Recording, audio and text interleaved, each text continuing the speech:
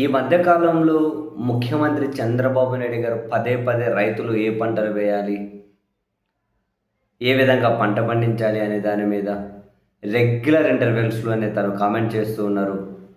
తాజాగా కూడా నిన్న మీడియాతో మాట్లాడిన సందర్భంగా చంద్రబాబు గారు రైతులు ప్యాడీనే వేసేస్తాం, కొనండి అంటే మేము కూడా వచ్చే సంవత్సరం నుంచి కొనే పరిస్థితి ఉండదు, ప్రజలు ఎక్కువ ఏది తింటారో ఆ పంటలు వేయాలి, ప్రజలు తినని పంటలు వేసి కొనండి గిట్టుబాటు లేదు అది ఇది లేదంటే ఎట్లా కుదురుతుంది,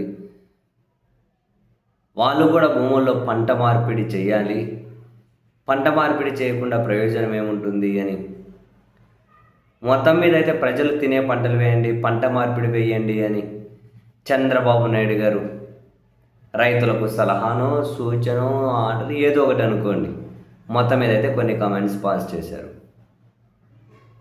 సో మరి చంద్రబాబు నాయుడు గారి వ్యాఖ్యలు క్షేత్రస్థాయిలో ఎంతవరకు నిజమయ్యే అవకాశం ఉంది, చంద్రబాబు నాయుడు గారు మాట్లాడినంత ఈజీగా పంట పొలాల్లో సాధ్యమవుతుందా అన్నది మనం ఖచ్చితంగా చర్చించాల్సిన అవసరం ఉంది. ఎందుకంటే రైతు బిడ్డలకు అందరికీ తెలుసు ఏమని, చంద్రబాబు గారు పదే పదే ప్యాడీ ఎందుకు అంటూ ఉండొచ్చు, కానీ కొన్ని పొలాలలో కొన్ని సీజన్లలో కేవలం వరి మాత్రమే వేయగలుగుతారు. ఎందుకని, చెరువుల పక్కనో కాలువల పక్కనో మొత్తం ఊట పట్టిపోతాయి. ఊట పట్టడం అంటే తెలుసా, మొత్తం నీళ్ళతో మొత్తం కింద నుంచి నీళ్ళు వచ్చేస్తూ ఉంటాయి. అక్కడ ఆ సీజన్లో అక్కడ వరి మాత్రమే పండగలుగుతుంది. మనం అది వరి వేయకపోతే భూములు అలాగే వదిలేయాలి. అండ్ ఈ సీజన్ ఇప్పుడు వరి వేశారు అంటే ఇప్పుడు సంవత్సరంలో 2 పంటలు పెట్టేవాళ్ళు 2 వరి వేయరు, ఖచ్చితంగా పంట మార్పిడి చేస్తారు. నెక్స్ట్ వేరే మొక్కజొన్న వేయచ్చు, ఇంకొకటి వేయచ్చు, మారుస్తారు. సో పంట మార్పిడి ఖచ్చితంగా ఉంది. ఇప్పుడు నేను చెప్పిన భూములు చాలా ఉంటాయి, ఆ భూముల్లో వరి తప్ప వేరేది వేసే పరిస్థితి లేదు. అటువంటి పొలాల్లో వేరే ఏం పండిస్తారు, అవకాశం లేదు. అండ్ కొన్ని చోట్ల ఇప్పుడు మా ఏరియా రాయలసీమలో కొన్ని ఏరియా మా ఏరియా లాంటి చోట్ల ఉన్నాయి, నీళ్ళు ఎక్కడి నుంచి వస్తున్నాయి, లేవు కదా. నీళ్ళు లేనప్పుడు ప్రజలందరూ తినే పంటే వేయండి చేయండి అని చెప్పి ఏ డ్రాగనో లేకపోతే అవకాడో పండించగలుగుతామా, ఏం వేయాలి? చాలా చోట్ల కొందరు కందో ఉలవో శనక్కాయలు అంటారు, అంటే వేరుశెనగ, ఇటువంటి పంటలు వేసుకుంటూ పోతారు. సంవత్సరానికి 2 కాదు, ఒక పంటే పండే పరిస్థితి ఉండదు, ఒక పంటలో కూడా వేసుకుంటూ పోతారు. సరే జనాలు తినే పంటలు అని చెప్పి అరటి వేస్తారు, మామిడి వేస్తారు. పోనీ ఈ సంవత్సరం తీసుకోండి, మామిడి పంటలు గిట్టుబాటు ధర లేక రోడ్డు పక్కన పడేశారు. మరి ఇక జనాలు తినేటప్పుడు ఏం చేయాలి? ఇప్పుడు అవి ఇప్పుడు అరటికాయలు ఏం చేస్తున్నారో మనం చూస్తూ ఉన్నాం. అండ్ అసలు జనాలు తినేటివి ఏంటివి, ఏ పంట వేస్తే రైతులకు మేలు జరుగుతుంది, ఇది చెప్పాల్సింది ఎవరు, దీని మీద స్టడీ చేయాల్సింది ఎవరు, దీని మీద సర్వేలు చేయాల్సింది ఎవరు? ప్రభుత్వం చేయాలి. ఉన్నటువంటి రాత్రికి రాత్రి నువ్వు పంట అది పెట్టి నువ్వు పంట ఇది పెట్టి అంటే అది కుదరదు కదా.